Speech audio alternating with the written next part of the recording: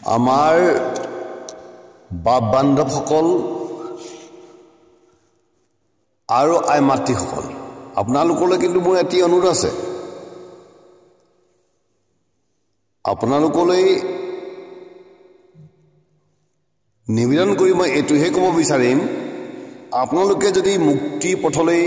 আগবাঢ়িব বিচাৰিছে, যদি পৰম ভগৱন্তৰ কৃপা প্ৰাপ্ত কৰিবলৈ বিচাৰিছে, তেন্তে আপোনালোকে জাতি ভেদ উচ্চ নীচ ত্যাগ কৰক। যদি আপোনালোকে জাতি ভেদ উচ্চ নীচ কৰি থাকে, তেতিয়াহ'লে আপোনাৰ মন চিত্ৰ অশুদ্ধ হ'ব, আপুনি কেতিয়াও শুদ্ধ ভক্তিক প্ৰাপ্ত কৰিব নোৱাৰে।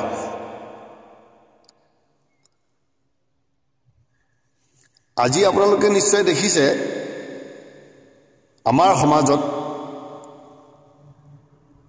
এটা সম্প্ৰদায়ৰ যদি ছোৱালী বা ল'ৰা আনটো সম্প্ৰদায়ৰ লগত বিবাহ যদি হ'ল, তেতিয়াহ'লে গৃহখনৰ পৰা তেওঁক কি কৰিব লাগিব? নিলগ কৰিব লাগিব। যদি গৃহখনৰ পৰা যদি নিলগ কৰা নহয়, তেতিয়াহ'লে সমাজখনে কি কৰিব? সেই গৃহখনকেই নিলগ কৰি দিব। শেষ পৰ্যায়ত কি আহি পৰে? শেষ পৰ্যায়ত যেতিয়া মৃত্যুৰ হয় সেই মানে আপোনাৰ ব্যক্তিজন, তেতিয়াহ'লে কিন্তু আপোনাৰ অন্তিম সংস্কাৰ কৰিবলৈও মাতৃ নাহে, অন্তিম সংস্কাৰ কৰিবলৈ সেই ঘৰখনৰ পা পৰিয়ালবিলাক নাহে। এনেকুৱা পৰিস্থিতি আমাৰ সমাজত বৰ্তমান চলি আছে। এইবোৰ কিহৰ কাৰণে হৈছে? জাতি ভেদ উচ্চ নীচ। কিন্তু প্ৰকৃততে ভগৱন্তই আপোনাসৱক জাতি ভেদ উচ্চ নীচ কৰিবলৈ দিছিল নেকি? আপোনালোকক আপোনাৰ সনাতন ধৰ্মৰ শাস্ত্ৰসমূহে, ধৰ্মৰ গ্ৰন্থসমূহে আপোনাসৱক উচ্চ নীচ কৰিবলৈ আজ্ঞা দিছিলনে? আপোনাসৱক উচ্চ নীচ কৰিবলৈ আজ্ঞা দিয়া নাছিল, উপদেশ দিয়া নাছিল। কিন্তু আপোনালোকে কি কৰিছে? নিজেই নিজৰ মত সৃষ্টি কৰি নিজেই আপোনাৰ ধৰ্ম আৰু নীতি নিয়ম সজাই আমাৰ এই সনাতন ধৰ্মক দুৰ্নাম কৰি আছে। গতিকে আমিহে যদিহে সনাতন ধৰ্মৰ হয়, আমি যদি সনাতন হিন্দু ধৰ্মৰ হয়, তেতিয়াহ'লে আমি নিজৰ নীতি সংস্কাৰ সকলো ৰক্ষা কৰি চলিব লাগিব, হয়নে নহয় বাৰু? আপোনালোকে মোৰ কথাখিনি ভালকৈ বুজিবলৈ চেষ্টা কৰিছেনে? মই কি ক'ব বিচাৰিছোঁ চাব দেই। মই কেতিয়াবা উচ্চ নীচ ভিন পৰ ভেদভাৱ ইয়াৰ বিৰোধাচৰণ কৰি যেতিয়া কৰিবলৈ যাওঁ, বহু কিছুমান লোকে মোক কি কয়, মানে আপোনাৰ গালি দিবলৈ আৰম্ভ কৰে। আৰু তেখেতলোকৰ গালিত মই ভয় নকৰোঁ। তেখেতলোকে মোক যিমান গালি পাৰিব, সেইটো কাৰণে মই ভয় নকৰোঁ। সেই বুলিয়ে যে মই নিজৰ ধৰ্মক অনিষ্ট সাধন কৰিম, সেই বুলিয়ে যে মই ধৰ্মৰ বিৰোধিতা কৰিম, এইটো কেতিয়াও হ'ব নোৱাৰে। গতিকে আপোনাসৱক মই উচ্চ নীচ আৰু ভিন পদ ভেদভাৱ কৰিবলৈ বাধা দিয়াৰ মূল উদ্দেশ্য এইটোৱে, কাৰণ এই মাৰ্গত যদি আপুনি যায়, তেতিয়াহ'লে আপোনাৰ ধৰ্ম কেতিয়াও শুদ্ধ নহ'ব। এতিয়া আমাৰ ধৰ্মশাস্ত্ৰসমূহে কি কৈছে? সংস্কৃতত এটা শ্লোক আছে, মনুস্মৃতিত প্ৰকাশ আছে, জন্মনা জায়তে শূদ্ৰ সংস্কাৰাদে দ্বিজ উচ্চতে বেদাভ্যাসে ভৱেদ বিপ্ৰ ব্ৰহ্মণা জায়তি ব্ৰাহ্মণ। এই শ্লোকটোৰ অৰ্থ কি? এই শ্লোকটোৰ অৰ্থ হ'ল মনুষ্য ক্ষুদ্ৰ হৈহে জন্ম লয়, কোনো ব্ৰাহ্মণ হৈ জন্ম নলয়। আৰু এনেকৈ কোৱাৰ লগে লগে আমাৰ কিছু ব্ৰাহ্মণ সম্প্ৰদায়ৰ লোকে মানে মোৰ ওপৰত কি কৰে? ক্ৰোধ কৰে। ক্ৰোধ কৰিলে নহ'ব নহয়, সত্যটো জানিবলৈ চেষ্টা কৰিব লাগিব আৰু সত্যৰ সন্মুখীন কৰিবলৈ সাহস থাকিব লাগিব, ধৈৰ্য থাকিব লাগিব। কিন্তু সেইখিনি ধৈৰ্য নাই তেওঁলোকৰ। আপোনাক মানে গালি দিবলৈ চেষ্টা কৰিব যে আপুনি তেনেকৈ কিয় ক'লে। শাস্ত্ৰৰ যিটো সন্মত, সেই শাস্ত্ৰৰ সন্মত বাক্য বচন উল্লংঘন কৰিবলৈ মই সাহস কেতিয়াও নকৰোঁ। কিন্তু একাংশই সাহস কৰিছে কৰিব পাৰে গতিকে সেই শ্লোকটোৰ কথা এটোৱে মানে সাৰাংশ মই ক'ব বিচাৰিছোঁ যে কোনো মনুষ্য ব্ৰাহ্মণ হৈ জন্ম নলয় ক্ষুদ্ৰ হৈহে জন্ম গ্ৰহণ কৰে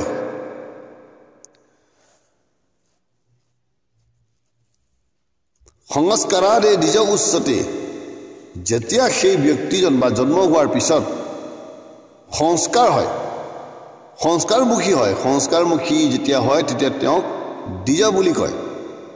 দ্বিজ অৰ্থটো যেনেকৈ মাটিৰ পৰা ফুটি অহা এটা গজালি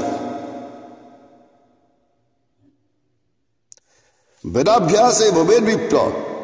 বেদ শাস্ত্ৰ পুৰাণ অধ্যয়ন কৰি যেতিয়া তেওঁ জ্ঞান আয়োজন কৰি থাকিব জ্ঞান লৈ থাকিব তত্ত্ববিলাক লৈ থাকিব সেই সময়ছোৱাক বিপ্ৰ বুলি কৈছে আৰু ব্ৰহ্মণা যায়তি ব্ৰাহ্মণ যেতিয়া তেওঁ ব্ৰহ্ম জ্ঞান প্ৰাপ্ত কৰিব অৰ্থাৎ উচ্চ নিচ ত্যাগ কৰিব ভিন পৰ ভেদভাৱ ত্যাগ কৰিব তেতিয়াহে তেওঁক ব্ৰাহ্মণ বুলি কৈছে আৰু সেই ব্ৰাহ্মণজনেহে মুক্তিৰ পথলৈ গতি কৰিব পাৰে অন্যথা কোনো এজন ব্যক্তিয়ে মুক্তি প্ৰাপ্ত কৰিব নোৱাৰে তেতিয়ালে আমি কি হ'ব লাগিব এতিয়া ব্ৰহ্মজ্ঞানী হ'ব লাগিব আৰু ব্ৰহ্মজ্ঞানী হ'বলৈ হ'লে কি কৰিব লাগিব আমি প্ৰত্যেকজনেই উচ্চ নিচ ভেদভাৱ সকলো ত্যাগ কৰি সকলোকে সমান বুলি ভাবিব পাৰিব লাগিব সকলোকে সমান বুলি ভাবি আমি সমপৰ্যায়ত নিজৰ কৰ্ম সাধন কৰিব লাগিব কৰ্তব্য কৰ্ম নীতি নিয়ম যি আমাক বিধি হিচাপে পৰম ঈশ্বৰ ভগৱন্তই আদেশ কৰি ৰাখিছে সেই বিধি অনুসৰি সেই নীতি নিয়মবোৰ আমি এই পৃথিৱীত থাকি পালন কৰি যাব লাগিব তেতিয়াহে আমি মুক্তি প্ৰাপ্ত কৰিব পাৰিম আত্মজ্ঞানী সমদৰ্শী সমস্ত প্ৰাণীত নাই ভেদ ভাৱ দ্বিজ কিম্বা চণ্ডালত গৰু হস্তি কুকুৰতো নাই ভেদ জ্ঞান জীৱন্তে মুকুতি লভে আত্মজ্ঞানীজন এতিয়া আপুনি আত্মজ্ঞানী হ'ব পাৰিব লাগিব যদি আপুনি মুক্তি লাভ কৰিবলৈ ইচ্ছা কৰিছে তেতিয়াহ'লে চণ্ডাল ব্ৰাহ্মণ বৈশ্য শূদ্ৰ ক্ষত্ৰিয় এনেদৰে উচ্চ নিচ আপুনি কৰিব নেলাগিব কিয়নো এইবিলাক হ'ল কৰ্ম অনুসৰিহে আমাক কি কৰিছে বৰ্ণত ভাগ কৰিছে যদি আপুনি ব্ৰাহ্মণৰ কৰ্ম কৰিছে অৰ্থাৎ ব্ৰহ্ম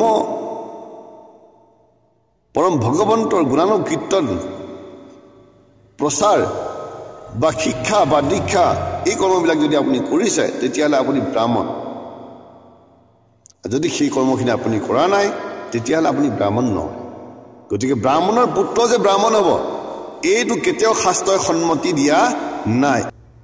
আজিৰ পৰা আপোনাৰ হবে ভেদ ভাৱ ভিন পৰ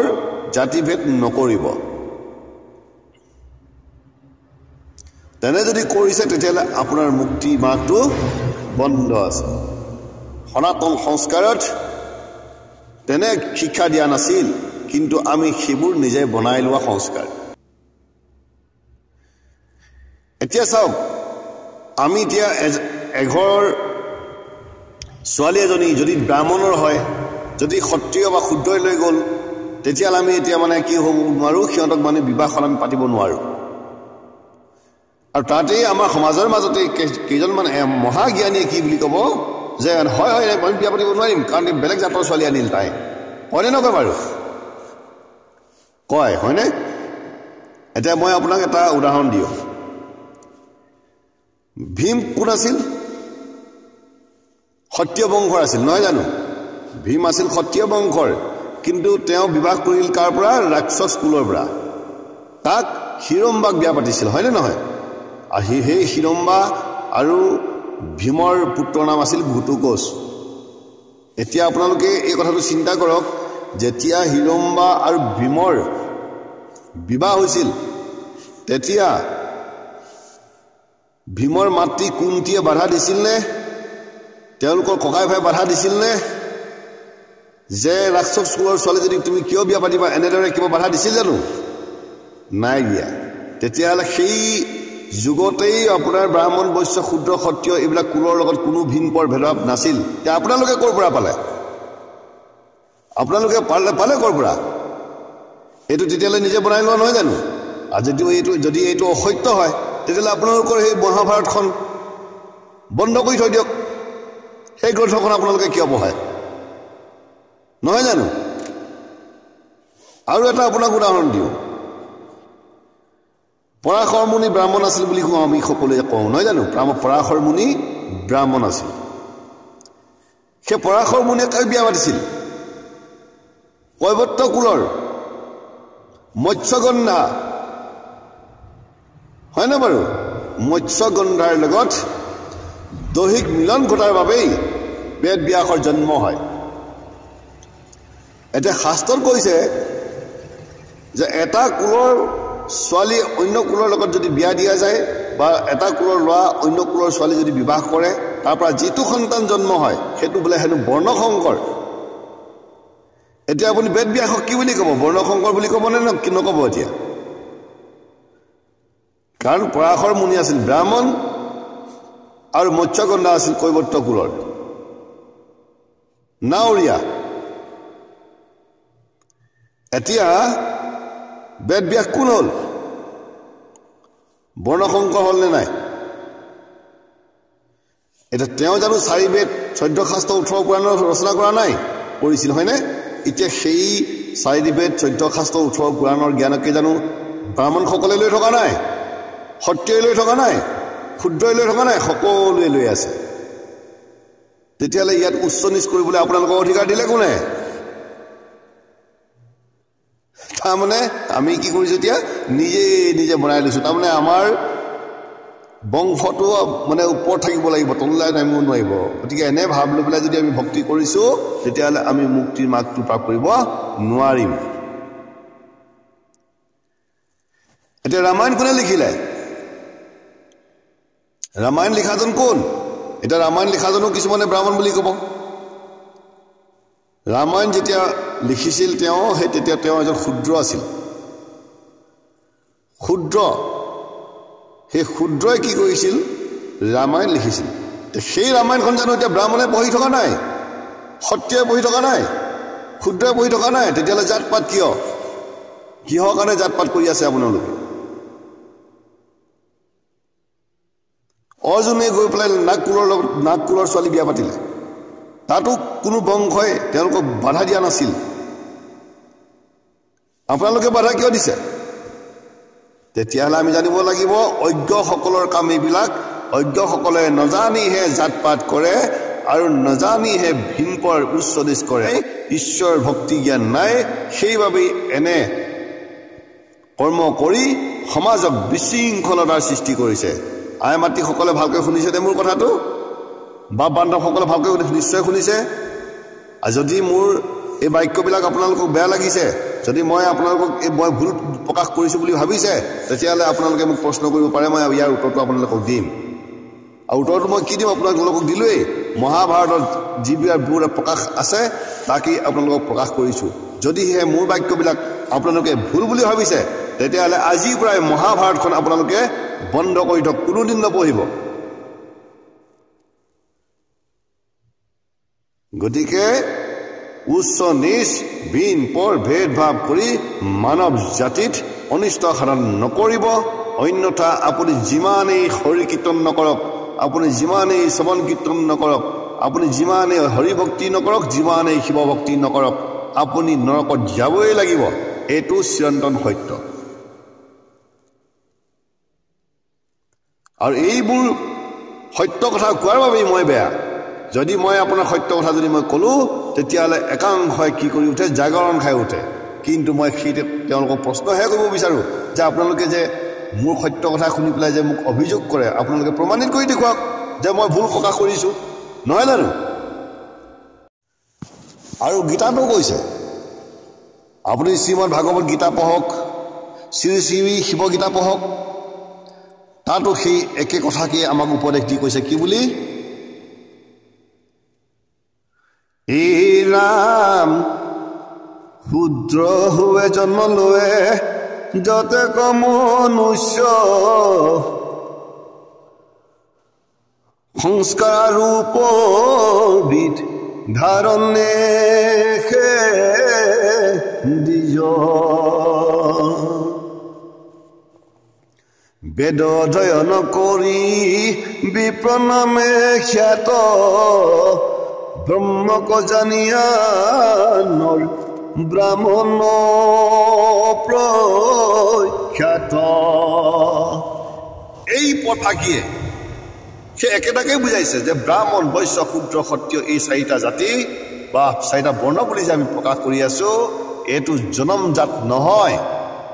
এইটো কৰ্ম অনুসৰি হয়। কৰ্ম গুণৰ অনুসৰি এজন ব্যক্তিক এনেদৰে নামাকৰণ কৰা হয়, এই বুলি শ্ৰীমদ ভাগৱত গীতাই আৰু শ্ৰী শ্ৰী শিৱগীতায়ো প্ৰকাশ কৰিছে। কিন্তু মই কোৱা নাই এইবোৰ শাস্ত্ৰৰ বাক্য বচন, গতিকে গীতাৰ বাক্য বচনক ভুল বুলি প্ৰকাশ কৰিবলৈ আপোনাৰ